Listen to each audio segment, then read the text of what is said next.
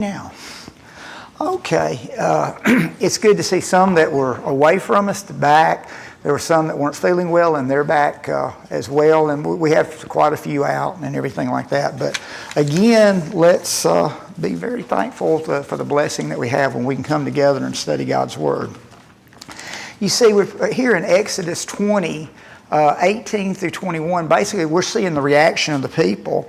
And I wanted to actually read Exodus 20 verse 1, this to kind of get us back into the thing. In Exodus 20 and verse 1, and God spoke all these words saying, and then basically he gives them the 10 commandments. So he speaks those aloud and the people hear.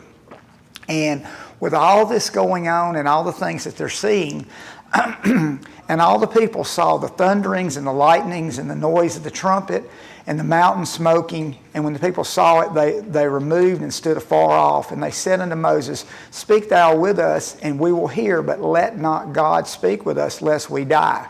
So again, this great sight's going on at Mount Sinai with all these things. And let me pause to ask this. Do you think you think God's doing this on purpose?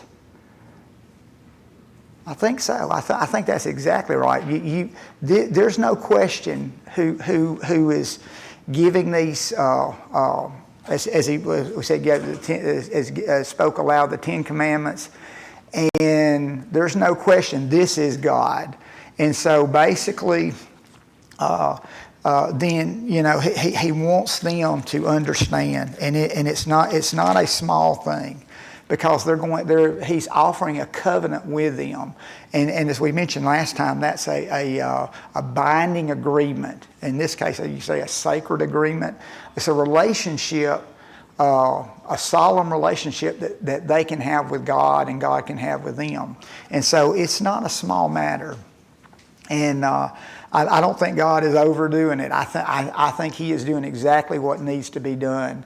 And then we see in Deuteronomy here, if you turn over to Deuteronomy, and it says Deuteronomy 23 through 29, but it actually, you pick up in Deuteronomy verse 22.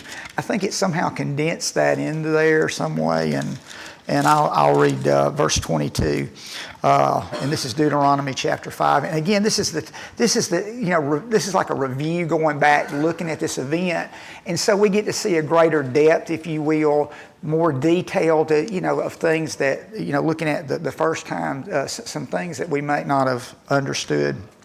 And I was picking up in verse 22. These words the Lord spoke to all your assembly in the mountain, from the midst of the fire and the cloud and the thick darkness with a loud voice. And he added no more, and he wrote them on 2 tablets of stone and gave them to me.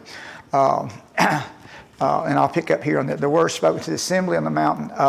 And it came to pass, when ye heard the voice out of the midst of the darkness, for the mountain did burn with fire, that ye came near unto me, even all the heads of your tribes and your elders. And ye said, Behold, the Lord our God has showed us his glory and his greatness, and we have heard his voice out of the midst of the fire. We have seen this day that God doth talk with man, and he liveth. Let me pause there.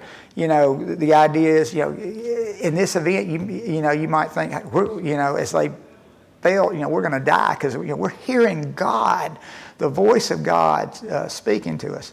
Verse 25. Now therefore, why should we die? For this great fire will consume us. If we hear the voice of the Lord our God any more, then we shall die.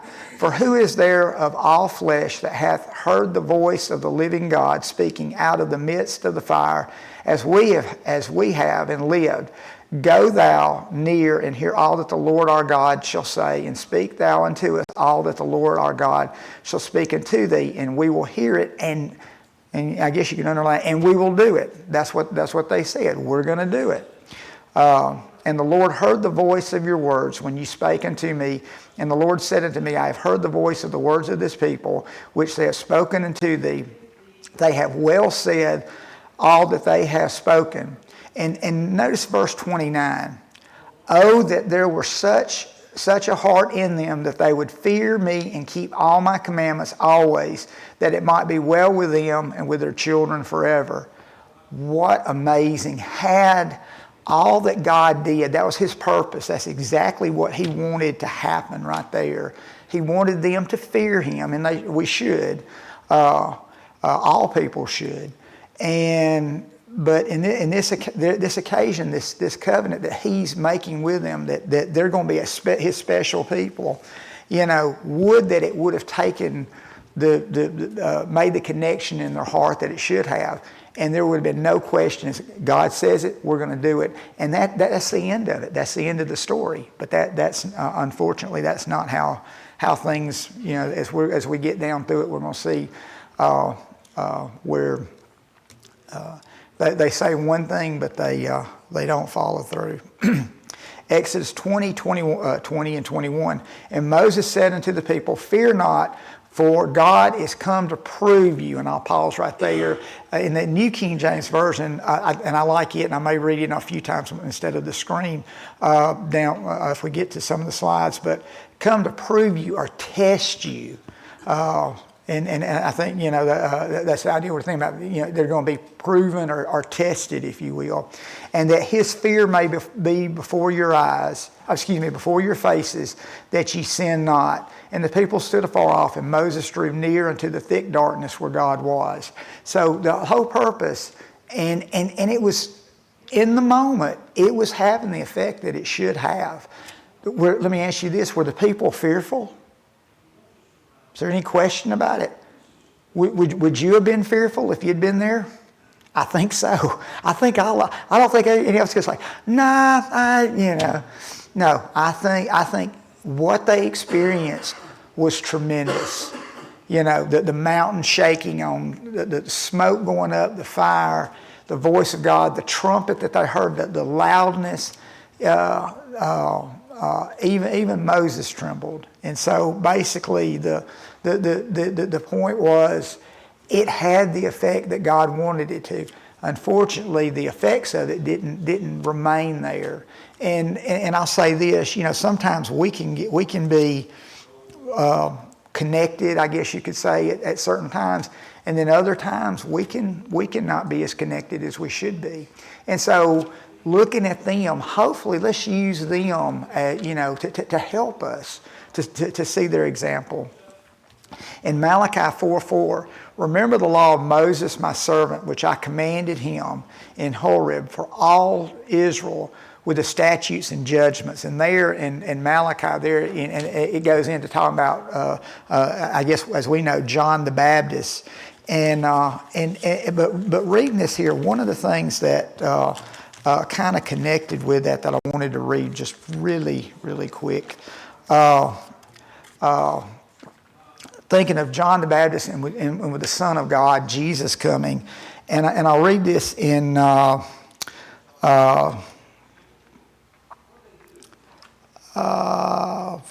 verse 17, Luke 1:17. And this is talking about, obviously, John the Baptist, but this idea of, because it gets into that in Malachi, talking about John the Baptist and the coming of Jesus. In verse 17, and he will go before him in the spirit and power of Elijah to turn the hearts of the fathers to the children and the disobedient to the wisdom of the just, to make ready a people prepared for the Lord. And that's the thing, the essence of what God wanted, a prepared people. And isn't that what we're supposed to be? A prepared people for a prepared place. Hopefully we are looking out, down, not looking behind us, not looking, no, we're looking ahead. And being a prepared people, that's what he wanted them to be. He wanted them to be prepared. He wanted them to do those things that were in harmony with his will. Keeping his commandments, his statutes, and his judgments. And if we're his people today, and we should be, we want to be in harmony, if you will. And we want to be that prepared people that we should be. Before we move on, any thoughts on that or anything? Okay. All right, so we get into the rules of a just God. And again, we're not going to get into the nuts and bolts per se when you get in and you look at quite a few things that are revealed. But Exodus 21 and verse 1, Now these are the rules that you shall set before them. And basically, it's going to cover things like regulations for a Hebrew slave. You know, it talks about gets into the rules and how they're to be regulated. Regulations for the concubines, under protection of law from abuse, and you can actually get in and read a lot of these things, and hopefully you see the wisdom of God. He's trying to help them to get, you know, a system in place that's going to work best for everybody. Before I move on here, any thoughts or anything on that? All right. So now we get into things that we how he's got here. You look in there, and there's a death penalty for certain things. In Exodus 21:12, whoever strikes a man so that he dies shall be put to death. But if he did not lie in wait for him, but God let him fall in his hand, then I'll appoint you a place to which he may flee. And I'll pause there. Basically, what we're going to see is cities of refuge. When they get into the land, there's going to be like six cities of refuge. And, you know, under certain conditions, if it's not, you know, malicious, like, just out and out, you know, this is truly murder, then you know, he'll die. But God's going to have certain conditions, if you will, and it may be, you know, like the avenger, if you will, who will bring about, you know, ones who's going to be an avenger, and we'll get into that, or I don't think we'll get quite that far, but down the road you'll get to see that, the cities of refuge, that kind of thing. But if a man willingly attacks another to kill him by cunning, you shall take him from my altar that he may die.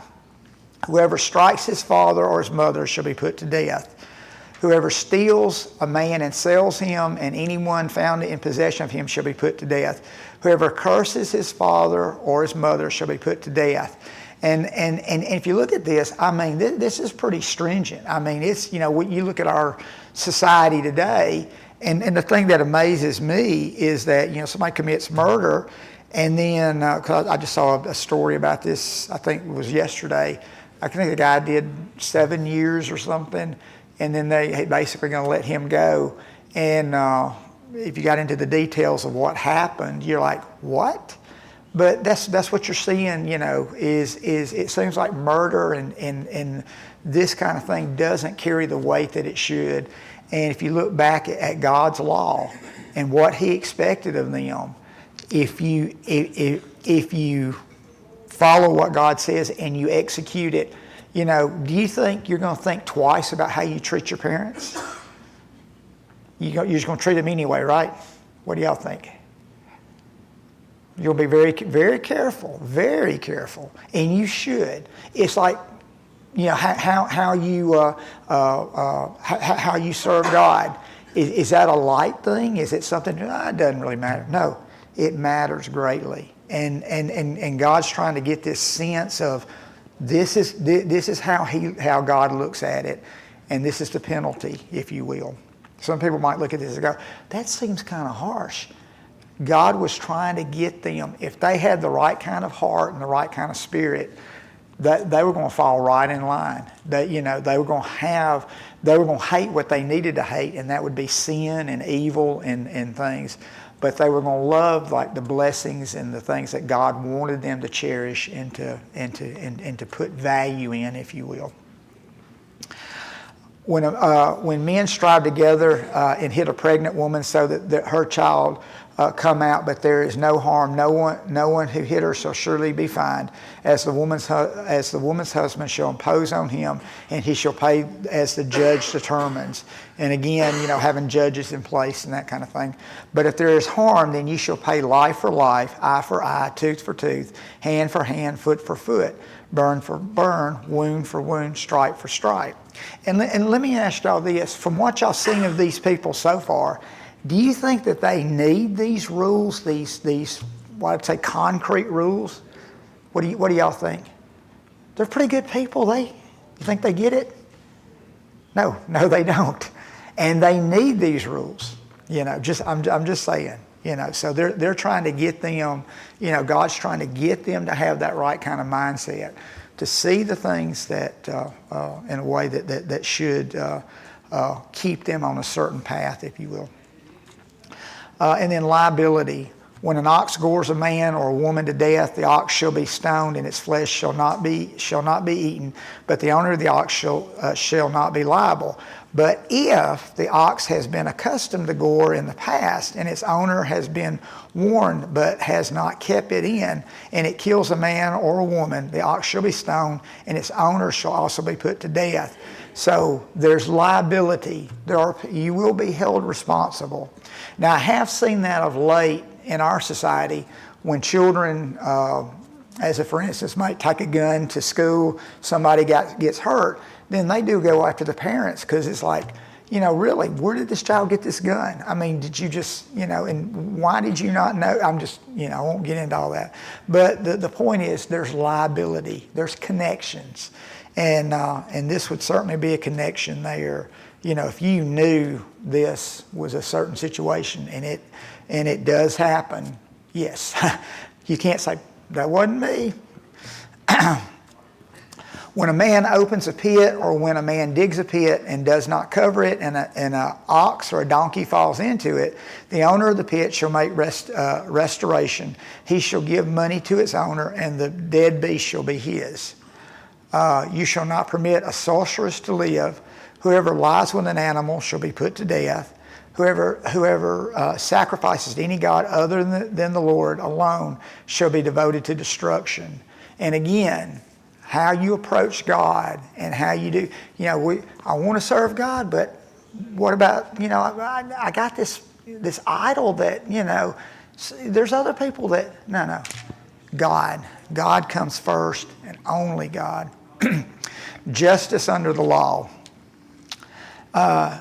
You shall not wrong a sojourner or oppress him, for you were sojourners in the land of Egypt. You shall not mistreat any widow or fatherless child. If you do mistreat them, and they cry unto me, I will surely hear their cry, and my wrath will burn, and I will kill you with the sword, and your wives shall become widows, and your children fatherless. So God is letting them know He's not just giving these rules out, and He has no connection at all. You see here, He's there too. I mean, He's seeing what's going on. And I'll ask this: do you think we live in a world where people get that sense that God's connected to what goes on, what they choose, and everything? What do y'all think? See a lot of stuff going on out there, don't you? I don't think they give it a thought. But God's trying to get that there's a connection, and He will take care. And then we see something like this: never cook a young goat in its mother's milk. I hope people who have goats don't do that.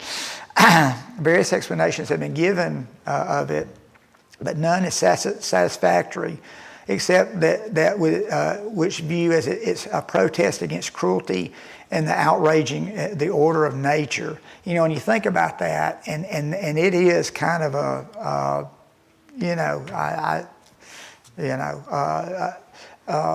well, drop down. No doubt the practice existed. Kids were thought to be most palatable when boiled in milk, and the mother's milk was frequently the readiest to obtain.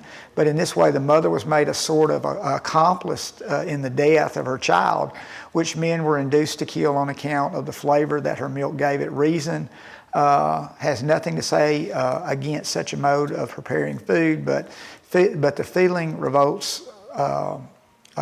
Feeling revolts from it, in the general sense of the civilized mankind, re-echoes the precept which is capable of a wide application. And so I can understand, you look at that and it's kind of, let me just, and if God had something to say about that matter's been settled. So however you feel about that, or if you were in that day and time, if knowing how God feels about it, that's how I need to feel about it. here we talk about how they dealt with money and loans and that kind of thing. Don't charge interest when you lend money to any of my people who are in need. Before sunset, you must return any coat taken as security for a loan, because that is the only cover the poor have when they sleep at night. I am a merciful God, and when they cry out to me, I will come to help them. And so in this, when you see how business transactions are done and certain things, we don't think about that there being any mercy at all. You go borrow money from a bank. They don't say, "Oh, don't worry about it. Don't. If you can't pay, don't worry about that." No, but basically the thing is, you see here, there would be people that would need transactions would need to go on, but there's mercy involved, and it's one thing. It's one thing if I need mercy. But it might be another thing if I need to show you mercy. And I think people can easily get that, like, now I want mercy, and God would want me to say, oh, you want mercy, then you need to show mercy. You need to have mercy. And so even in business transactions and dealings and that kind of stuff, you see how God wants them to look at things and how they want them to interact with one another. And it's all about strengthening everybody. It's not me, or, I want to, there's a certain mindset that people can have, excuse me, and I don't understand it. It's where, I can understand greedy people. There's people that are greedy. They have whatever, and then they want more, and they never really get enough. But the kind of person that's not only greedy, but they want, and let's say I'm one of these people, and I need money and I need help, and dealing with a greedy person. Not only does he wants more, wants to get it from me if he can, but it's like it makes him feel better if he can take what little I've got. Like it makes him, putting me down raises him up. I don't understand that. I hope I never do. But there's people that are like that. And just saying, the interactions with people, God is trying to get people thinking like they should and trying to get them to interact like they should. Just saying. Any thoughts on that before I move on? You shall not spread a false report. You shall not join hands with a wicked man to be a malicious witness. And right here, I'm gonna read. See Exodus 2. I think I'll read this from the New King James Version. Because reading from the King James, it's good, but I like the New King James because it seems like it makes it a little bit easier for me to understand. 23 verses 2 through 8. You shall not follow a crowd to do evil, nor shall you testify in a dispute as to turn aside after many to pervert justice. You shall not show partiality to a poor man in his dispute. If you meet your enemy's ox or his donkey going astray, you shall surely bring it back to him again. If you see the donkey of one who hates you lying under its burden, and you would refrain from helping it, you shall surely help him with it. You shall not pervert the judgment of your poor in his dispute. Keep yourself far from a false matter. Do not kill the innocent and the righteous, for I will not justify the wicked. And you shall take no bribe. And I think here it talks about a gift there. And you shall take no bribe, for a bribe blinds the discerning and perverts the words of the righteous. And so basically, again, you see the wisdom in that. And then we get to the Sabbath year. And one of the things I wanted to look this up, and I didn't look it up, but maybe one of y'all might know this, the Sabbath year. For 6 years you shall sow your land and gather its yield, but the 7th year you shall let it rest and lie fallow, that the poor of your people may eat, and what they leave, the beasts of the field may eat. You shall do likewise with your vineyard and with your olive orchard. Six days you shall do your work, but on the 7th day you shall rest, that your ox and your donkey may have rest, and the son of your servant woman and the alien may be refreshed. This idea of a Sabbath year, looking at agriculture and stuff, is there a natural benefit from that as well, to leave the land? Have y'all?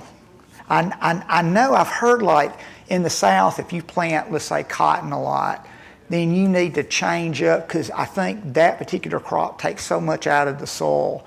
And you need to either, I don't know if you need to just leave it or you put another one in there or not, but does it make sense, I guess? I mean, you could look at it from a practical standpoint. Is there a benefit in that as well? A natural, Chris, you're shaking your head, yes. Do you know? No, that's right. You need to let the land rest to nutrients back in the soil. Which makes perfect sense. Some may deplete more, but it makes perfect sense to let it rest. And just from a practical sense, with all the stuff that would go, it would build up. And then, of course, if you do what you should, the Lord, I have no doubt, would bless you, because God said do it, and I'm going to do it. And so from that aspect of it as well. But today, I guess if you let land rest for a time, I guess there is a good practical reason for that. Holy days under the law. And 3 times you shall keep a feast to me. You shall keep the feast of unleavened bread as I commanded you. You shall eat unleavened bread for 7 days at the appointed time in the month of Abib. For in it you came out of Egypt. None shall appear before me empty-handed. You shall keep the feast of harvest of the first fruits of your labor, of what you sow in the field. You shall keep the feast of ingathering at the end of the year, when you gather in from the field the fruit of your labor. 3 times in the year 3 times in the year shall all your males appear before the Lord God. And so that feast of unleavened bread actually goes with Passover. You got Passover, that's you have Passover, and then immediately following that, and Passover is on the first day of the 14th day of the first month, and then starting on the 15th day to the 21st, you got a week there of where all they eat is unleavened bread. And again, it's this idea of how they came out of Egypt. And so basically it's to remind them and to get that sense of where they came from. The Feast of Harvest, or it's also called Feast of Weeks, and we think of that as Pentecost, the 50 days, if you will, 7 Sabbaths, and then the next day. And that was about it was a 1-day feast, the first fruits of the crops. And so, that's we would think of that as Pentecost. It's called here Feast of Harvest, or you may see where they call it the Feast of Weeks, and then obviously, Pentecost, and that's what we would recognize from that as well. Feast of Ingathering, or Tabernacles, and it's a time of thanksgiving.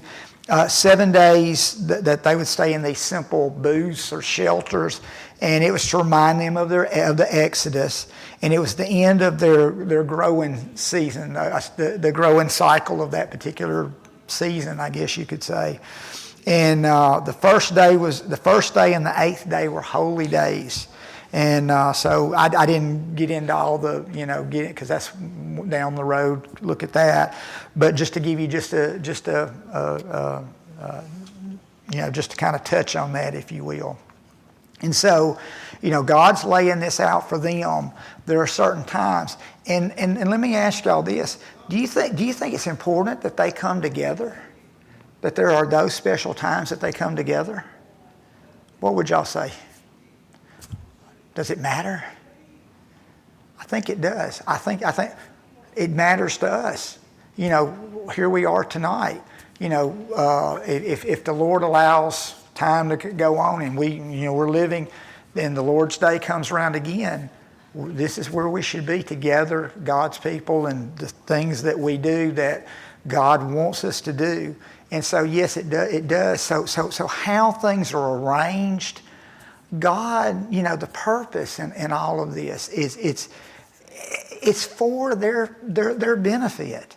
You know, you can say not for God's, but God doesn't, but it's for their benefit, and it should be a connection between the people and God. You know, God's looking for those ways and things that people never would have thought of, and so it's, you know, to step back and look at this, and people are like, well, it's a beautiful thing that God was trying to get them to embrace, to you know, giving them this, and you know, obviously it's going to be when they go into the land that certain things that we've already mentioned, you know, but getting this in place, getting this in their minds, looking at it and connecting with them. Exodus 23:20 through 25. Behold, I send an angel before you to guard you on the way and to bring you to the place I have prepared.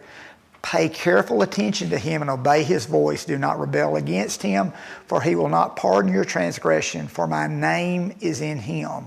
But if you carefully obey his voice and do all that I say, then I will be an enemy to your enemies and an adversary to your adversaries. When my angel goes before you and brings you to the Amorites, to the Hittites, the Perizzites, and the Canaanites, the Hivites, and the Jebusites, and I will blot them out. You shall not bow down to their gods, nor serve them, nor do as they do, but you shall utterly overthrow them and break down their pillars in pieces. You shall serve the Lord your God, and he will bless you. You serve the Lord your God, and he will bless your bread and your water, and I will take sickness away from among you. And so here's the thing. You know, they're going into, you know, down the road, going into the promised land. And God's making provision for that. He's not just saying, hey, you know, I've done more than enough now. You know, I really want you to make it, but y'all do y'all's best. He's made provision for them. And the thing is, you know, they're going to be hearing about all these things. And like I say, their hearts are going to be melting. I mean, it's something that they should have heard it, and they should have said, he's pointing out whatever the angel says, whatever it says, he says we're going to do. There's no question. Standing on the promises of God. None shall miscarry or be barren in your land. I will fulfill the number of your days. I will send my terror before you and will throw confusion. All the people against whom you shall come, I will make all their enemies turn their backs to you. I will send hornets before you, which shall drive out the Hivites, the Canaanites, the Hittites from before you. Now, notice what he says here. I will not drive them out from before you in 1 year, lest the land become desolate and the wild beasts multiply against you. Little by little I will drive them out from before you until you have increased and possessed the land. Let me pause here. Do you think there could be another reason too, that God is going to do it little by little? You know, instead of just like getting rid of them and you know, he points out you don't want to leave the land barren, you know, nobody there, animals, you know, overgrown and that kind of stuff. Makes perfect sense what God's telling them. But can you think of another reason why he would do it little by little? Is it going to test the people? Yeah, it's going to test them. He's going to give them instruction. Instead of them, you know, now they can look here and go, we're just going to sit back and take it easy. We'll let all that stuff happen. No, they're going to find out. They're going to have a part to play in this as well. And they're going to have faith, and they're going to have courage, and they're going to have to trust God. But if they do, and God's given them enough evidence to fully, you know, it's not a stretch, if you will, to like, can God do this? You know, they've seen what's been done to the Egyptians.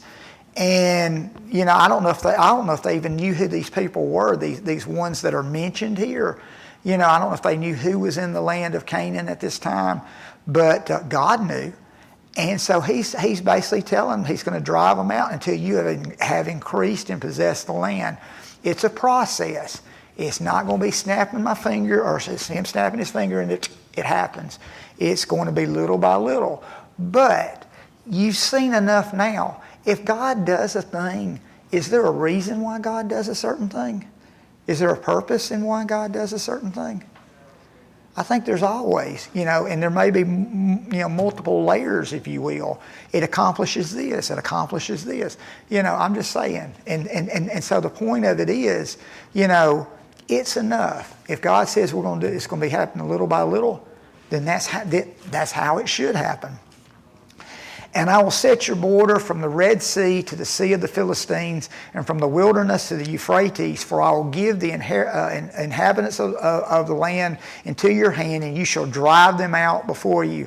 So notice that. I guess that's a clue right there. You shall drive them out. Now, God's going to be with them and going to help them. But again, there's the part that they've got to play. And they've got to have the faith, and they've got to have the courage, and they got to be obedient. And you shall make no covenant with them and their gods. They shall not dwell in your land, lest they make you sin against me. For if you serve their gods, it will surely be a snare to you. God's given them insight here. You don't want to have anything to do with these people. These people need to be gone, because what's going to happen, they're going to be a snare to you. Was God right about that? We can look ahead. Was God right about that? Exactly. When God tells us to avoid things, you can count on it. There's a reason it should be avoided. If God tells you there's things you should do and you don't do, there's a reason God told you to do that. There's purpose. There's value there. So just saying. All right, so they will surely be a snare to you. And then here's a map here. And you see the territory of Israel before David, and then conquered by David, and then under Solomon. And that's really where he wanted them, going down there to, I guess you could say, down practically to the Red Sea, the Aqaba, I guess that is, Gulf of Aqaba. And then all the way up to the river Euphrates. You see it on, I guess y'all were seeing what I'm seeing. And then it talks about the border of the Philistines on one side. And so under Solomon, I think that's the extent of what, the empire that God wanted them to possess. And really, it's something that, if God wants you to do it and you're willing, it can be done. The covenant. In Exodus 24, verses 1 through 4, and I'll read that. 24. Excuse me. Now he said to Moses, come up to the Lord, you and Aaron and Nadab and Abihu, and 70 of the elders of Israel, and worship from afar. And Moses alone shall come near the Lord, but they shall not come near, nor shall the people go up with him. So Moses came and told the people all the words of the Lord and all the judgments. And let me pause here. Notice how the people respond here. And all the people answered with one voice and said, all the words which the Lord has said, we will do. And Moses wrote all the words of the Lord, and he rose early in the morning and built an altar at the foot of the mountain and 12 pillars according to the 12 tribes of Israel. So, I think there's at least 3 occasions that all that the Lord has said, we will do. And so there's no, some of the stuff the Lord said, or we're a little fuzzy on this over here, no. It was like we're completely on board. Whatever the Lord said, we will do. And he sent young men of the children of Israel, which offered burnt offerings and sacrificed peace offerings of the oxen unto the Lord. Excuse me. Sorry about my throat there.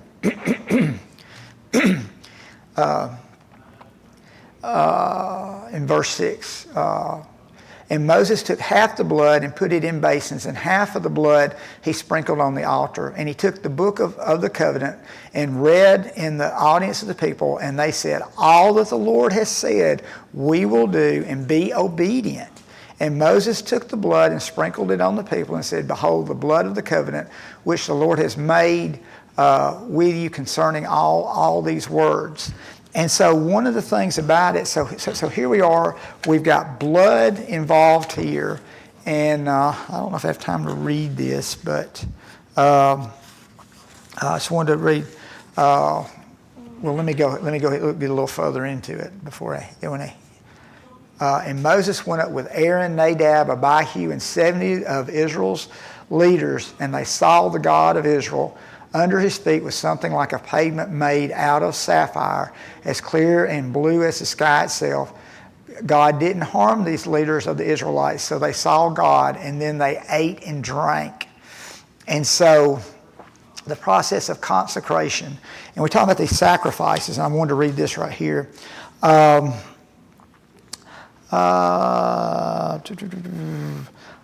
He sent young men of children of Israel to offer burnt offerings and sacrifice peace offerings to the oxen. Sacrifice peace offerings of oxen to the Lord. Burnt offerings were burned completely, but peace offerings were partly burned and partly eaten by the one offering the sacrifice. It is portions of these peace offerings that will be eaten by the leaders of the people in verses 9 through 11. And so basically, the covenants being ratified, God had a part and the people had a part. And the sprinkling of this blood and the sacred meal that they're having, they're going through with that. And I guess I could go ahead and read this. Moses divided the blood of the peace offering in half. He sprinkled half the blood upon the altar, symbolizing God's part in the ratifying the covenant. Then he read the written portion of the law of the people, and again they promised to obey all that God had said. Moses took the other half of the blood that had been preserved and sprinkled it on the people, thus signifying the people's part in the covenant. As a final act to ratify the covenant, Moses, Aaron, Nadab, and Abihu, and 70 elders as representatives of the people went up into the mount and ate a portion of the meal. And went up the mount and ate a portion of the meat of the sacrifice before the throne of Jehovah. Thus Israel's covenant with Jehovah was made the way all ancient covenants were made and confirmed. The covenant was offered, the terms were decided, and then they offered sacrifices, and the parties involved in the covenant shared the sacrificial meal. It is to this way of making a covenant that the Lord refers and talks about Jeremiah 34:18. The words translated make a covenant in the Hebrew language literally mean to cut a covenant and likely refer to this ancient method of making an agreement. And we have to pause there. And we'll pick up there with that. It's pretty significant right here.